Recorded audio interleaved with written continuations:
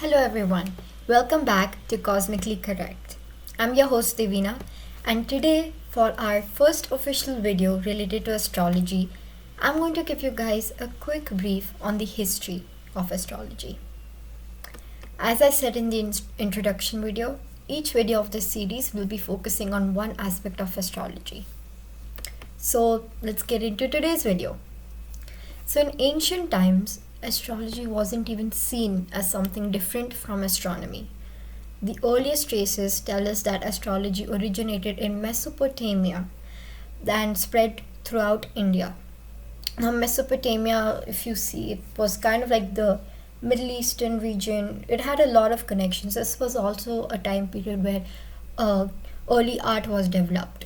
If you're an art student, you will understand what I mean. This period was very important in terms of expressing arts, performing, music, and now we got to know even in terms of astrology.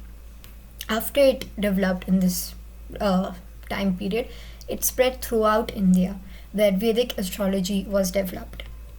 However, modern astrology wasn't developed in the United States. It actually developed way back in Greece during the Hellenistic period. Now, for those of you who don't know what Hellenistic period is, it was basically the time period between Alexander the Great's death and during the formation of the Roman Empire. So the time period in between of the Roman Empire's formation and Alexander the Great's death, that was the Hellenistic period. And after it developed in Greece, it actually surprisingly influenced the Islamic culture. Now, if I wouldn't have done research, I would have assumed that Vedic astrology influenced Islamic culture, but it was actually Western astrology that originated from Greece that had a lot of influences on the Islamic culture.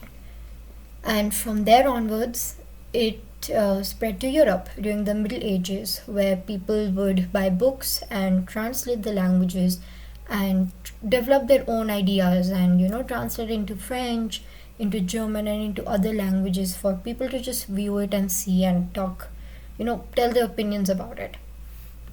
So now that we know a little bit of the history, let's talk about some basic differences. Now, there are many types of astrologies in the world, but I will talk about the two most popular ones. First one is Western astrology. Now, in Western astrology, it is believed that heaven is divided into 12 different constellations. Each of the constellations affect a human's life. So I'm pretty sure you might have heard of Sagittarius, of Cancer, of Capricorn, of Gemini. These aren't the original names that were given to each constellation, but it is believed that there were 12 and each one of them were said to have influenced a human's life in some way or another. Now, in ancient China, astrology was held very significant. It held a lot of significant importance because it was considered normal to even just make a horoscope for a newborn child. For those of you who don't know what a horoscope is, it is kind of like this document, a huge book or a document which has all information related to your birth and predictions made about you based on the exact location of planets at the time you were born.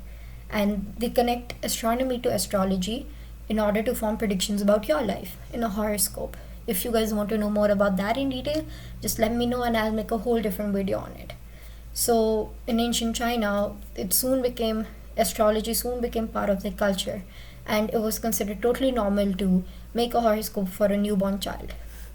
Now, in modern Chinese astrology, each year is associated with a different animal.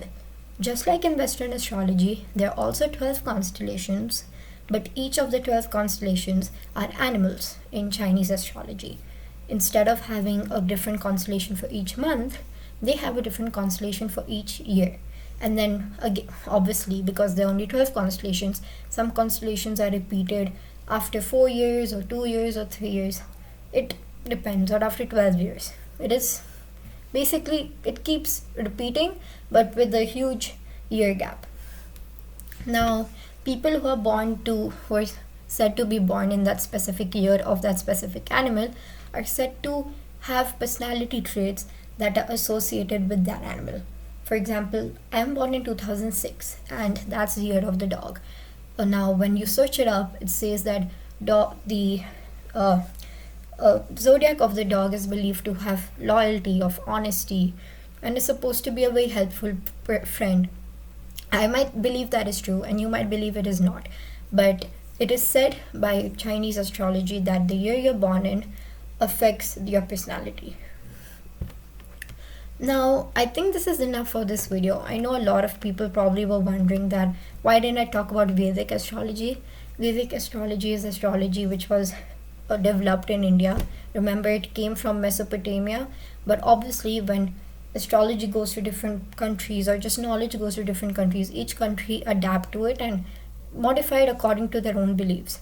Vedic astrology is a pretty popular one and it is still very much followed, but it is also very related to Chinese astrology in some ways, which I can explain in a later video.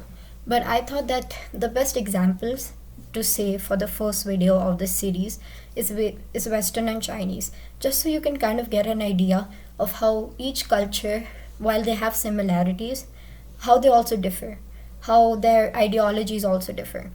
So that was it for this video, and do let me know if you want to know anything else which I mentioned in detail. I could always make a specific video on that. So next video, I was thinking, can focus on the various types of astrology, where I'll talk about Vedic and all the other ones at a more detailed level. So till then, bye and see you later. I hope you like the video. Don't forget to like, subscribe and leave a good comment. Bye.